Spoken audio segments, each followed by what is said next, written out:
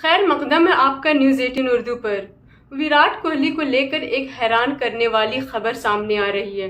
दरअसल Virat Kohli Melbourne airport पर एक टीवी जर्नलिस्ट के साथ भिड़ गए।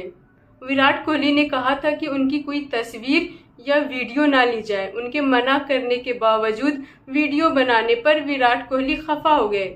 उन्होंने कहा था कि वे अपनी फैमिली के साथ प्राइवेसी चाहते हैं।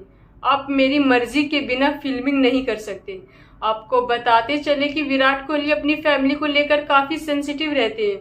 विराट कोहली और अनुष्का शर्मा की बेटी वामिका की पैदाइश के बाद विराट कोहली ने कहा था कि सोशल मीडिया पर प्राइवेसी का ध्यान रखा जाए। वे इस बात का कई बार जिक्र कर चुके हैं। आपको बता दें कि भारत और ऑस्ट्रेलिया के बीच चौथा टेस्ट मैच मेलबर्न में ही खेला जाना है। इसके साथ ही इजाज़त दीजिए और ऐसी ही खबरों के लिए न्यूज़ 18 उर्दू के साथ बने रहिए। शुक्रिया। फ़ी अमानिल्लाह।